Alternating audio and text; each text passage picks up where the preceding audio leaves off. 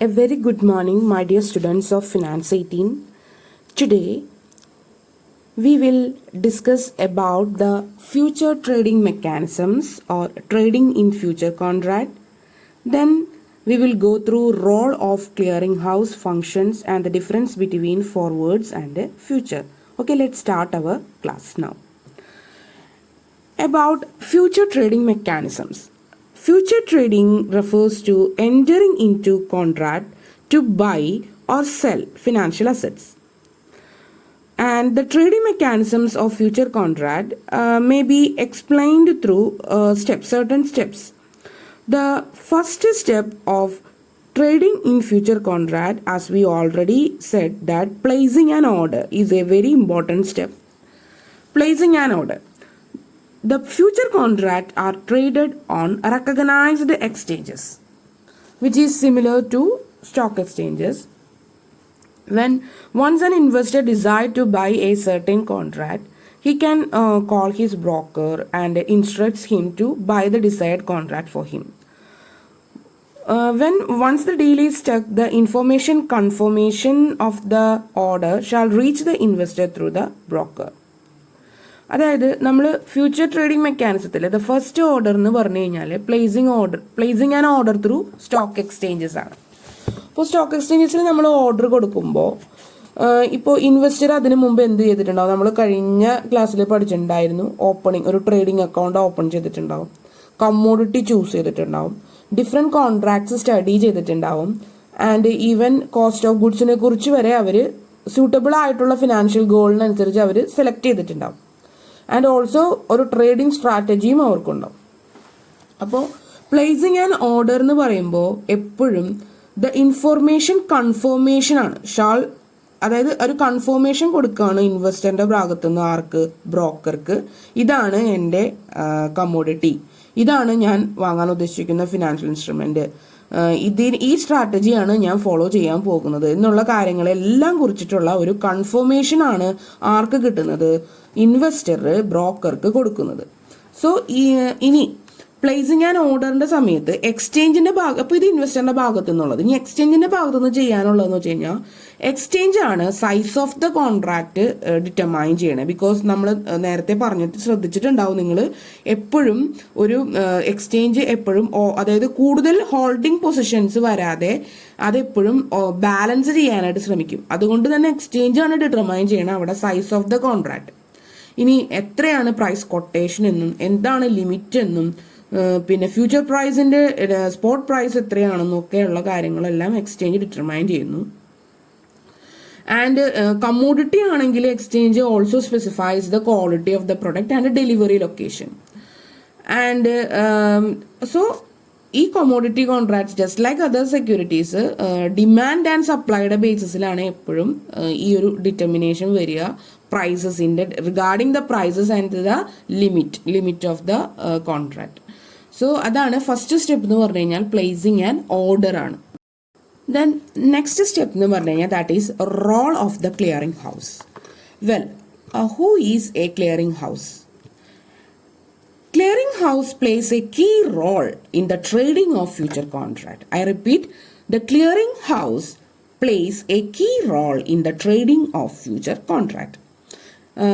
As we know that clearinghouse acts as an intermediary for each contract. And also the clearinghouse guarantee the performance on future contract, and അതിന്റെ റിസൾട്ടായിട്ട് നമുക്ക് എന്താണ് വരിക? Counter party risk eliminating the counter party risk ആയിരിക്കും. And two parties of the future contract, whether it is buyer or seller, അവർക്ക് രണ്ടുപേർക്കും worries കുറവായിരിക്കും. Because the guarantee ആരാ അവിടെ നിൽക്കുന്നത്? ക്ലിയറിംഗ് ഹൗസ് ആണ് നിൽക്കുന്നത്. So the main function of the clearing house എന്ന് പറഞ്ഞു കഴിഞ്ഞാൽ നമുക്ക് എന്ത് തന്നെ പറയാം? To guarantee the performance of the contract ആണെന്ന് പറയാം. ദ നെക്സ്റ്റ് സ്റ്റെപ്പ് എന്ന് പറഞ്ഞു കഴിഞ്ഞാൽ that is the daily settlement ആണ്. നമുക്കറിയാം a key role of the future exchange എന്ന് പറഞ്ഞു കഴിഞ്ഞാൽ ടു ഓർഗനൈസ് ട്രേഡിംഗ് അല്ലേ. അതുപോലെ തന്നെ കോൺട്രാക്ട് ഡിഫോൾട്ട് എന്തെങ്കിലും വന്നു കഴിഞ്ഞ് കഴിഞ്ഞാൽ അത് മിനിമൈസ് ചെയ്യുക, അത് എലിമിനേറ്റ് ചെയ്യുക, അതാണ് അവരുടെ ഒരു രീതി പറഞ്ഞു കഴിഞ്ഞാൽ. സോ ക്ലിയറിംഗ് ഹൗസ് അപ്പം എന്താ ചെയ്യുക? ദേ കളക്ട് ദ ഫീസ് അല്ലേ? ട്രാൻസാക്ഷൻസ് ഉള്ള ഫീസ് കളക്ട് ചെയ്യും, ആൻഡ് നെസസറി ഫണ്ട്സ് ഉണ്ടെങ്കിൽ അത് പ്രൊവൈഡ് ചെയ്യും. ആൻഡ് ബയേഴ്സ് ആൻഡ് ഇവിടെ ഫ്യൂച്ചർ കോൺട്രാക്റ്റിന്റെ പ്രത്യേകത എന്ന് പറഞ്ഞു കഴിഞ്ഞാൽ നമുക്ക് മാർജിൻ സിസ്റ്റം ആണ്. മാർജിൻ സിസ്റ്റം എന്ന് പറഞ്ഞാൽ നമ്മൾ ഡീറ്റെയിൽ ആയിട്ട് നമ്മൾ പഠിക്കും. ഇത് ജസ്റ്റ് ഒന്ന് പറഞ്ഞു പോവാം. ബയേഴ്സ് ആൻഡ് സെല്ലേഴ്സിന് ഒരു സർട്ടൺ ഡെപ്പോസിറ്റ് മാർജിൻ ബേസ്ഡ് ആയിട്ട് നമുക്ക് കോൺട്രാക്റ്റിന് എൻ്റർ ചെയ്യുമ്പോൾ ടൈമിന് അവിടെ ഡെപ്പോസിറ്റ് ക്ലിയറിംഗ് ഹൗസിന്റെ കയ്യിൽ ഡെപ്പോസിറ്റ് ചെയ്യേണ്ടി വരും. അപ്പോൾ ഒരു കോൺട്രാക്റ്റിൽ എൻ്റർ ചെയ്യുമ്പോൾ both buyer and seller are required to deposit and initial margin. Initial margin എന്ന് പറയുക. ദിസ് ഇസ് ടിപ്പിക്കലി ഒരു 5 to 10% of the value of the contract. മൊത്തം കോൺട്രാക്റ്റിന്റെ ഒരു 5 to 10% വാല്യൂ ആയിരിക്കും നമ്മൾ ഇനീഷ്യൽ മാർജിനായിട്ട് അവിടെ പേ ചെയ്യേണ്ടാവുക, അല്ലെ ഡെപ്പോസിറ്റ് ചെയ്യേണ്ടാവുക. സോ എക്സാക്ട് എമൗണ്ട് അവിടെ ഇനീഷ്യൽ മാർജിൻ എത്ര വേണം എന്ന് ഡിറ്റർമൈൻ ചെയ്യാനുള്ള അധികാരം ആർക്കാണുള്ളത്? എക്സ്ചേഞ്ചിനാണ് ഉള്ളത്. പക്ഷേ എല്ലാ ട്രേഡിംഗ് ഡേയ്സിന്റെയും അവസാനത്തെ ആ ഒരു ടൈമിൽ, അതായത് എൻഡിങ് ടൈമിൽ ഈ മാർജിൻ അക്കൗണ്ട് അഡ്ജസ്റ്റ് ചെയ്യാണ് ചെയ്യുക. അത് ഇൻവെസ്റ്റേഴ്സിന്റെ ഗെയിനും ലോസും അനുസരിച്ചായിരിക്കും. സോ ഗെയിനും ലോസും നമ്മൾ എന്തിൽ നിന്നാണ് ഓഫ് ബാലൻസ് ചെയ്യുന്നത്? ഈ ഇനീഷ്യൽ മാർജിനാണ് ഓഫ് ബാലൻസ് ചെയ്യുന്നത്. സോ ഇതിനെയാണ് നമ്മൾ എന്ത് വിളിക്കുന്നത്? Marking to market. I repeat, the gains and losses are netted against the initial margin and this is called marking to market. So marking to market എന്ന് പറഞ്ഞു കഴിഞ്ഞാൽ എന്ന് വെച്ച് കഴിഞ്ഞാൽ margin may become too low or possibly even wipe out, അല്ലേ? പെട്ടെന്ന് തന്നെ അത് കുറയുകയും ചെയ്യാം, അതുപോലെ തന്നെ തീർത്തും നെഗറ്റീവ് ആയത് ചെയ്യാം. സോ അങ്ങനെയുള്ള സിറ്റുവേഷൻസ് അവോയ്ഡ് ചെയ്യാനായിട്ട് ഇൻവെസ്റ്ററിന് ഒരു കാര്യം, മെയിൻ്റനൻസ് മാർജിൻ, ഇനീഷ്യൽ മാർജിനോടൊപ്പം തന്നെ ഒരു മെയിൻ്റനൻസ് മാർജിൻ ചെയ്തുകൊണ്ട് പോകേണ്ടി വരും. അതിനെയാണ് നമ്മൾ മാർക്കിംഗ് ടു മാർക്കറ്റ് എന്ന് പറയുന്നത്. ഇപ്പോൾ if the balance in the margin account falls below the maintenance margin എന്ന് വിചാരിക്കുക. ഇപ്പോൾ മെയിൻ്റനൻസ് മാർജിനും കുറവായിട്ടാണ് ബാലൻസ് നിൽക്കുന്നത്, അത്ര നഷ്ടത്തിലാണ് നിൽക്കണേന്ന് പറഞ്ഞു കഴിഞ്ഞാൽ ഇൻവെസ്റ്റേഴ്സിന് എന്ത് കിട്ടും? ഒരു മാർജിൻ കോള് ക്ലിയറിംഗ് ഹൗസിന്റെ ഭാഗത്തുനിന്ന് കിട്ടും. അതായത് അവർ വിളിച്ച് പറയും, നിങ്ങളുടെ മെയിൻ്റനൻസ് മാർജിനും താഴെ ബിലോ ആയിട്ടാണ് ഇപ്പോൾ നിൽക്കുന്നത്, അപ്പോൾ അതുകൊണ്ട് തന്നെ ഒരു അഡീഷണൽ ഫണ്ട് നിങ്ങൾ ബാലൻസ് ചെയ്യണം. ആ ഇനീഷ്യൽ മാർജിൻ ലെവലിൽ ഒപ്പിക്കാൻ വേണ്ടിയിട്ട് നിങ്ങൾ ഇപ്പം തന്നെ deposit additional fund to bring the balance to the level of the initial margin എന്ന് പറയും. അപ്പോൾ ആ എക്സ്ട്രാ ഫണ്ട് ഇൻവെസ്റ്റേഴ്സ് ഡെപ്പോസിറ്റ് ചെയ്യണേനെയാണ് നമ്മൾ എന്ത് വിളിക്കുന്നത്? വേരിയേഷൻ മാർജിൻ എന്ന് വിളിക്കുന്നത്. അപ്പോൾ നമ്മൾ 3 മാർജിൻ ടൈപ്പ് പറഞ്ഞു. ആദ്യം ഇനീഷ്യൽ മാർജിൻ പറഞ്ഞു, ആദ്യം ഇനീഷ്യൽ മാർജിൻ പറഞ്ഞു, പിന്നെ മെയിൻ്റനൻസ് മാർജിൻ പറഞ്ഞു, ദെൻ വേരിയേഷൻ മാർജിൻ പറഞ്ഞു, അല്ലേ? സോ എപ്പോഴും എക്സ്ട്രാ ഫണ്ട് ഡെപ്പോസിറ്റ് ചെയ്യുന്നതിനാണ് നമ്മൾ വേരിയേഷൻ മാർജിൻ എന്ന് പറയുന്നത്. So if the investors does not provide the variation margin, ഇപ്പോൾ വേരിയേഷൻ മാർജിൻ ഡെപ്പോസിറ്റ് ചെയ്യാനായിട്ട് പറ്റിയില്ല എന്ന് വിചാരിക്കും. സോ ആ റിമൈനിങ് മാർജിൻ എത്രയാണോ അത് ഇൻവെസ്റ്റേഴ്സിന് കൊടുത്തിട്ട് ക്ലിയറിംഗ് ഹൗസ് എന്ത് ചെയ്യാണ്? ക്ലിയറിംഗ് ഹൗസ് ഈ കോൺട്രാക്ട് എന്ത് ചെയ്യാണ്? വൈൻഡ് അപ്പ് ചെയ്യുന്നത്. അല്ലെങ്കിൽ if the balance in the margin account exceeds the initial margin, the excess എന്ത് ചെയ്യാം? ഇൻവെസ്റ്റേഴ്സിന് എടുക്കാം. സോ അങ്ങനെ ഈ ഒരു കോൺട്രാക്ട് അവർ അവസാനിപ്പിക്കുകയാണ് ചെയ്യുന്നത്. അതാണ് ഡെയിലി സെറ്റിൽമെന്റിൽ പറയുന്നത്.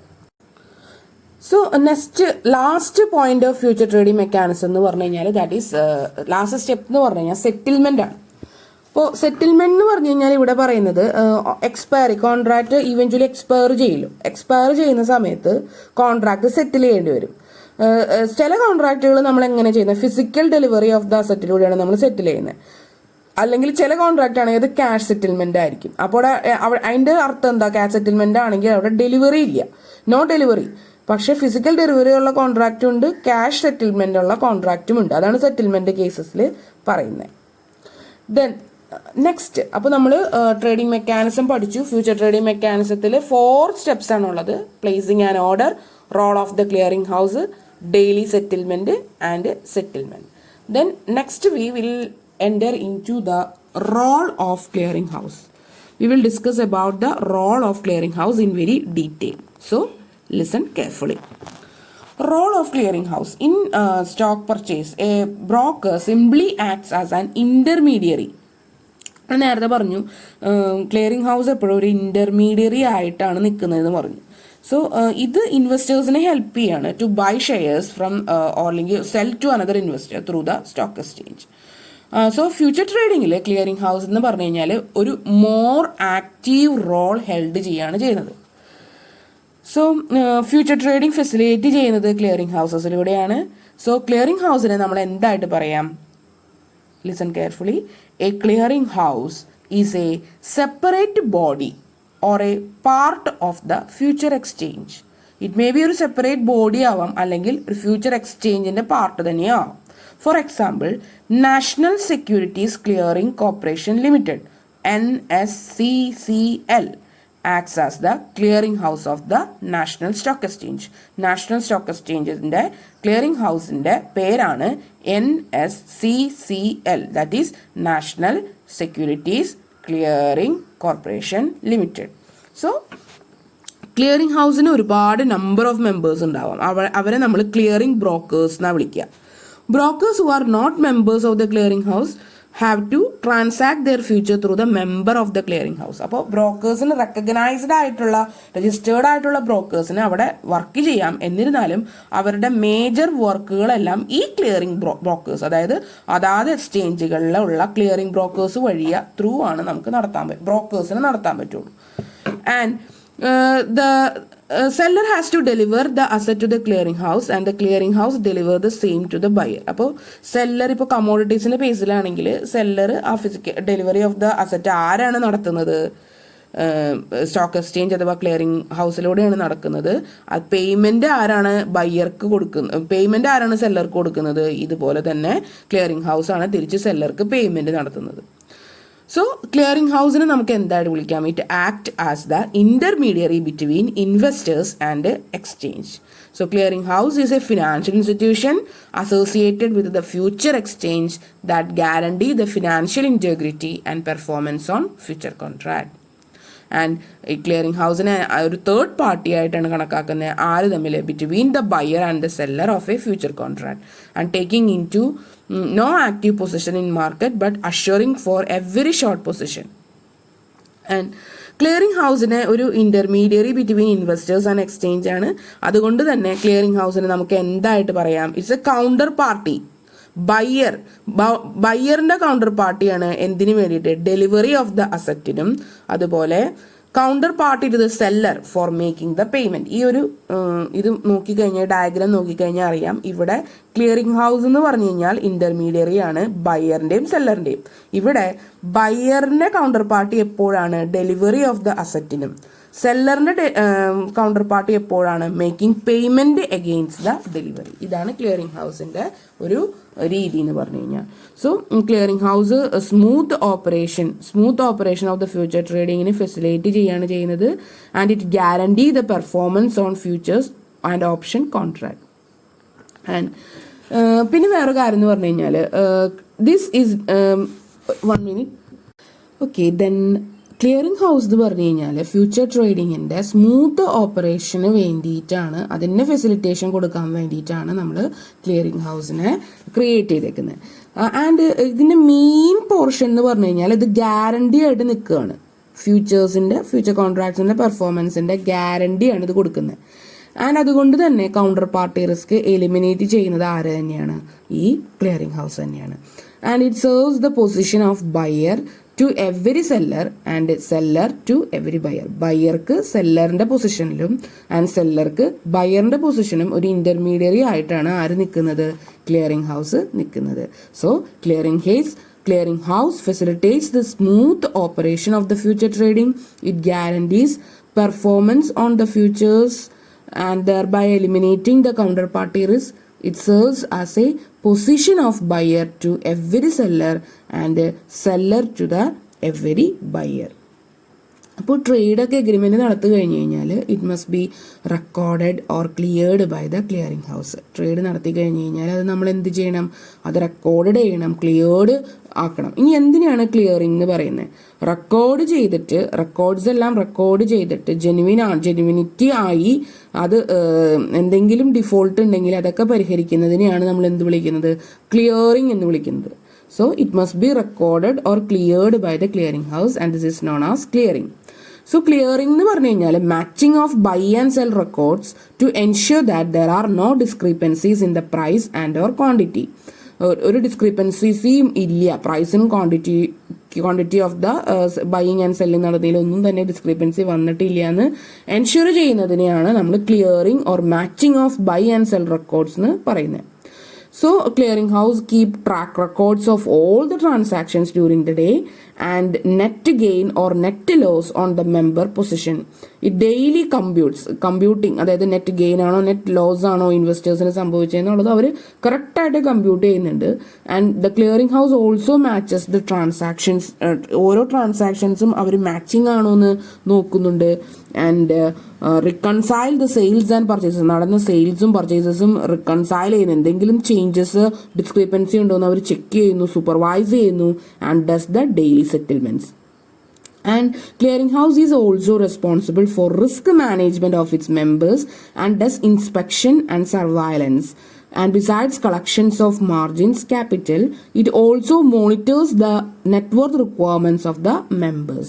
So clearinghouse responsible ആണ് റിസ്ക് മാനേജ്മെന്റും അതോടൊപ്പം തന്നെ ഇത് മോണിറ്റർ ചെയ്യുന്നുണ്ട്, സർവൈലൻസ് ചെയ്യുന്നുണ്ട്, ഇൻസ്പെക്ട് ചെയ്യുന്നുണ്ട്, മാർജിൻസ് കളക്ട് ചെയ്യുന്നുണ്ട്, ക്യാപിറ്റൽ അവർ ഫണ്ട് ഡിസ്ട്രിബ്യൂട്ട് ചെയ്യാൻ വേണ്ടിയിട്ട് അവർ സൂക്ഷിക്കുന്നുണ്ട്. So clearing house has to ensure the performance of the contract. And actually അതുകൊണ്ട് തന്നെ നമുക്ക് എന്തായിട്ട് പറയാം, clearing house plays the role of a market maker in the future trading. So clearing house എന്ന് പറഞ്ഞു കഴിഞ്ഞാൽ അവരുടെ റോൾ എന്ന് പറഞ്ഞു കഴിഞ്ഞാൽ എന്താ, it plays the role of the market maker in the future trading. So because it gives guarantee to the performance of the future contract. അതാണ് clearing ഹൗസിൽ പറയുന്നത്. ദെൻ അടുത്തത് functions of the clearing house. Main function of the clearing house എന്ന് പറഞ്ഞു കഴിഞ്ഞാൽ എന്താ, to eliminate the risk അല്ലേ. Eliminate risk തന്നെയാണ് അതിൻ്റെ മെയിൻ ഫംഗ്ഷൻ എന്ന് പറഞ്ഞു കഴിഞ്ഞാൽ. ആൻഡ് ഓഫ് കോഴ്സ് നമുക്ക് എന്ത് പറയാം, it provides a quick and simple view for traders to settle their contract. അവരുടെ കോൺട്രാക്ട് സെറ്റിൽ ചെയ്യാനുള്ള ക്വിക്ക് ആൻഡ് സിമ്പിൾ വേ അവർ നോക്കുന്നു. And it simplifies deliveries against future contract by matching deliveries by shorts to open. It simplifies deliveries against future contract by matching the deliveries by shorts to open. It provides uniform and continuous protection against the default on contract by guaranteeing the performance of the parties to the contract. It records and settles the day-to-day trading results. And it acts as a legal counterparty to the buyer as well as to the seller. ഒരു quick and simple way of traders settle ചെയ്യാനുള്ള കാര്യത്തിൽ അവർ നോക്കുന്നു. And it simplifies deliveries against the future contract by matching the deliveries by shorts to open. It provides uniform and continuous protection against the default on contract, and it records and settles the day-to-day trading results, and it acts as a legal counterparty to the buyer as well as to the seller. ഒരു legal counterparty ആയിട്ടാണ് ആര് നിൽക്കുന്നത്, clearing house ബയറിൻ്റെയും സെല്ലറിൻ്റെയും ഇടയിൽ. And it also it records the settles the day to day trading results. Day to day trading results അവർ settlement നടത്തുന്നുണ്ട്. And ഒരു യൂണിഫോമിറ്റി, ഒരു കണ്ടിന്യൂസ് ആയിട്ടുള്ള പ്രൊട്ടക്ഷൻ കൊണ്ടുവരുന്നുണ്ട്. And it simplifies deliveries against the future contract by matching deliveries by shorts to open. And it also provides a quick and simple way for traders to settle their contract. So ഇത്രയാണ് നമ്മൾ clearing ഹൗസിൻ്റെ major റോളിൽ നമ്മൾ പഠിച്ചത്. ഇനി ഞാനൊന്നും കൂടി പറയാം ക്ലിയറിംഗ് ഹൗസിനെ കുറിച്ചിട്ട്. Role of the clearing house എന്ന് പറഞ്ഞു കഴിഞ്ഞാൽ ദ ബ്രോക്കർ ഒരു ഇൻ്റർമീഡിയറി ആയിട്ടാണ്. എന്തിനു വേണ്ടിയിട്ടാണ്, ഇൻവെസ്റ്റേഴ്സിനെ എനേബിൾ ചെയ്യാനായിട്ട്, to buy the shares from or sell to another investor through the stock exchange. On the other hand in future trading the clearing house plays a more active റോളാണ്. And clearing ഹൗസിന് നമുക്ക് എന്തായിട്ട് പറയാം, a clearing house is a separate body or a part of the future exchange. For example, national securities clearing corporation limited NSCCL acts as the clearing house of NSE. The clearing house has a number of members called clearing brokers. Brokers who are not members of the clearing house have to transact their futures through a member of the clearing house. The seller has to deliver the asset to the clearing house and the clearing house deliver the same to the buyer. അപ്പോൾ similarly the buyer has to make payment to the clearing house and the clearing house has to pay to the seller. Then clearing house acts as an intermediary between the investors and the exchange. And clearing house is the counterparty to the buyer for delivery of asset. So counterparty to the seller for making payment against delivery. Buyer ku delivery of the asset ആണ് counterparty എങ്കിൽ seller ku against delivery ആണ് അവിടെ clearing house counterparty. So clearing house facilitate the smooth operation of the future trading. It guarantees the performance, and clearing is the matching of buy and sell records to ensure that there are no discrepancies in the price and quantity, and it also responsible for risk management of its members and does inspection and surveillance besides collection of margin, capital, etc.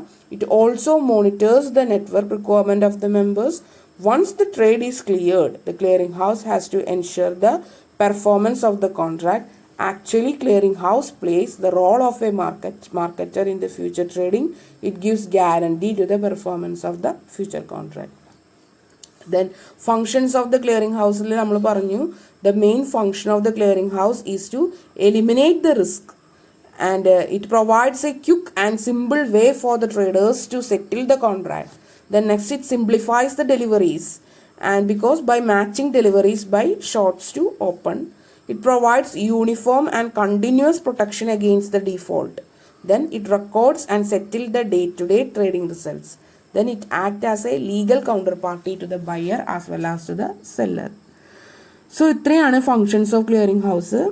So ഇത് എപ്പോഴും ചോദിക്കാറുണ്ട് എക്സാംസിനൊക്കെ, university എക്സാംസിനൊക്കെ എന്തായാലും ചോദിച്ചു കണ്ടിട്ടുണ്ട്. Role of the clearing house essay ആയിട്ടും short essay ആയിട്ടും ഒക്കെ.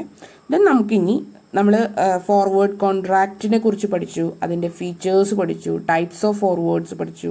ദെൻ നമ്മൾ ഫ്യൂച്ചേഴ്സ് പഠിച്ചു, അതിൻ്റെ ടൈപ്സ് ഓഫ് ഫ്യൂച്ചേഴ്സ് പഠിച്ചു, ഫ്യൂച്ചർ ട്രേഡിംഗ് മെക്കാനിസം പഠിച്ചു, ട്രേഡിംഗ് പ്രോസസ്സ് എല്ലാം പഠിച്ചു ഫ്യൂച്ചേഴ്സിൻ്റെ. ഇനി നമ്മൾ ഡിഫറൻസ് ആണ് പഠിക്കാൻ പോണത്. അപ്പോൾ differences between futures and forward. Future കോൺട്രാക്റ്റും ഫോർവേഡ് കോൺട്രാക്റ്റും തമ്മിലുള്ള ഡിഫറൻസസ് എന്താണെന്നുള്ളത്. ഇപ്പോൾ ഫ്യൂച്ചർ കോൺട്രാക്റ്റിൽ ഇത് എന്താ പറയുന്നത്, ഫ്യൂച്ചർ കോൺട്രാക്റ്റിൽ സ്റ്റാൻഡർഡൈസ്ഡ് കോൺട്രാക്റ്റ് ആണല്ലേ. ബിക്കോസ് സ്റ്റാൻഡർഡൈസ്ഡ് കോൺട്രാക്റ്റ് എന്ന് പറയുന്നത് എന്തുകൊണ്ടാണ്, ബയറിനും സെല്ലറിനും അവിടെ ഇൻ്റർമീഡിയറി ആവശ്യമില്ല, അതുകൊണ്ട് തന്നെ കസ്റ്റമൈസ്ഡ് ആണ്. അതുകൊണ്ടാണ് നമ്മൾ അവരെന്ത് വിളിക്കുന്നത്, സ്റ്റാൻഡർഡൈസ്ഡ് ആണ് എന്ന് വിളിക്കുന്നത് അല്ലേ. ഫ്യൂച്ചർ കോൺട്രാക്റ്റിലും ഫോർവേഡ് കോൺട്രാക്റ്റിലും. ഫ്യൂച്ചർ കോൺട്രാക്റ്റ് എന്ന് പറഞ്ഞു കഴിഞ്ഞാൽ സ്റ്റാൻഡർഡൈസ്ഡ് കോൺട്രാക്റ്റ് ആണ്. സ്റ്റാൻഡർഡൈസ്ഡ് കോൺട്രാക്റ്റ് എന്ന് പറഞ്ഞു കഴിഞ്ഞാൽ അവിടെ ആരുണ്ട്, സ്റ്റോക്ക് എക്സ്ചേഞ്ച് ഉണ്ട്, ഇൻ്റർമീഡിയറി ഉണ്ട്. അതുകൊണ്ട് തന്നെ നമുക്ക് ഫ്യൂച്ചർ കോൺട്രാക്റ്റിന് സ്റ്റാൻഡർഡൈസ്ഡ് എന്ന് പറയാം. ഇനി ഫോർവേഡ് കോൺട്രാക്റ്റ് എന്ന് പറഞ്ഞു കഴിഞ്ഞാൽ അവിടെ എന്താ പ്രത്യേകത, കസ്റ്റമൈസ്ഡ് ആണ്, ടൈലർ മെയ്ഡ് ആണ് അല്ലേ. ബയറും സെല്ലറും തമ്മിലാണ് ഉള്ളൂ, അവിടെ ഇൻ്റർമീഡിയറി ആവശ്യമില്ല. അപ്പോൾ നമുക്ക് ഫ്യൂച്ചർ കോൺട്രാക്റ്റിനെ സ്റ്റാൻഡർഡൈസ്ഡ് ഫോർവേഡ് കോൺട്രാക്റ്റ് എന്ന് വിളിക്കാം. ഫോർവേഡിനെ customised or tailor made contract എന്നും വിളിക്കാം. ദെൻ ഫ്യൂച്ചർ ട്രേഡിങ്ങിൻ്റെ വാലുവേഷൻ എങ്ങനെയായിരിക്കും, അല്ലെങ്കിൽ സെറ്റിൽമെൻറ്റ് എങ്ങനെയായിരിക്കും. സെറ്റിൽമെൻറ്റ് എന്ന് പറഞ്ഞു കഴിഞ്ഞാൽ ഡെയിലി ബേസിസ് ആയിരിക്കും. അത് നമ്മളൊരു വാക്ക് പറയുന്നുണ്ട്, എന്താ, marked to market bases. Marked to market bases settlement ആയിരിക്കും ഫ്യൂച്ചർ ട്രേഡിങ്ങിൽ. ഫോർവേഡ് ട്രേഡിങ്ങിൻ്റെ സെറ്റിൽമെൻറ്റ് എന്ന് പറഞ്ഞു കഴിഞ്ഞാൽ എങ്ങനെയായിരിക്കും, settlement is made on the pre specific date of maturity. Date of മെച്യൂരിറ്റിയുടെ പ്രീ സ്പെസിഫിക് ഏരിയയിലാണ് സെറ്റിൽമെൻറ്റ് ഉണ്ടാവുക. ദെൻ ഫ്യൂച്ചേഴ്സിൽ margins are required guarantee deposit from the parties. Margins ആണ് നമ്മൾ എന്തായിട്ട് എടുക്കുന്നത്, ഗ്യാരണ്ടി ഡെപ്പോസിറ്റ് ആയിട്ട് നമ്മൾ പറയുന്നത്. ഫോർവേഡിലോ മാർജിൻസ് ഒന്നും ആവശ്യമില്ല, മാർജിൻസ് ആർ നോട്ട് റിക്വയർഡ്. പക്ഷേ ഫ്യൂച്ചറിൻ്റെ തന്നെ പ്രത്യേകത എന്താണ്, ഇനീഷ്യൽ മാർജിൻ വേണം, പിന്നെ എന്താ പറയുന്നത്, മെയിൻ്റനൻസ് മാർജിൻ വേണം, അതുപോലെ വേരിയൻസ് മാർജിൻ വേണം. So margins are required, guarantee deposit from the parties.